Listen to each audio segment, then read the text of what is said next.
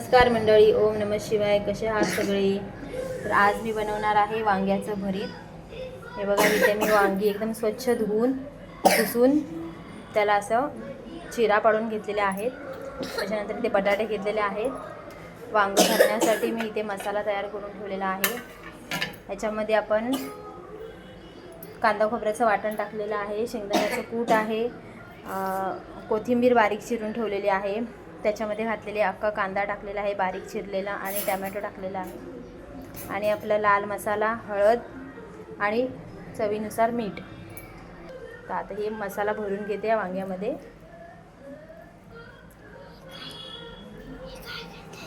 हे बघा मंडळी, आता तेल तापलेलं आहे. त्याच्यात मी थोडंसं आपलं जिरं टाकणार आहे,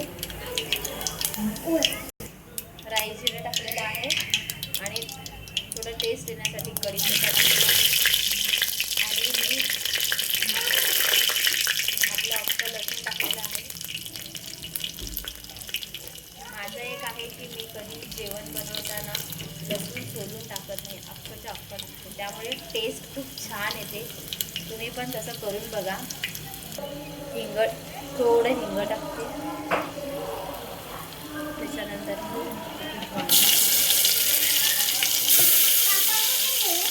भरलेली वांगी आहे, आणि हे भरलेले बटाटे हे टाकले आहेत. म्हणजे थोडंसं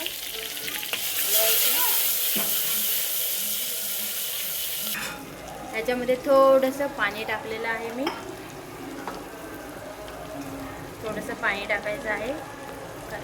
त्याच मसाल्याचं थोडंसं पाणी होतं ते मी टाकलेलं आहे. काही जण कढईमध्ये बनवतात, मी कुकरमध्ये बनवते.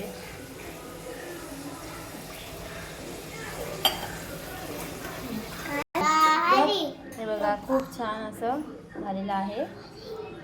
तुम्ही पण कधीतरी ट्राय करू शकता. ह्याच्यावर कोथिंबीर वगैरे टाकून छान सर्व करू शकतो.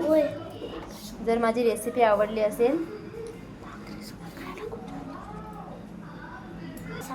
हे भाकरी बरोबर पण खूप छान लागतं, आणि चपाती बरोबर पण छान लागतं. जर तुम्हाला माझा व्हिडिओ आवडत असेल तर तुम्ही प्लीज लाईक करा, शेअर करा आणि सबस्क्राईब करा. थँक्यू.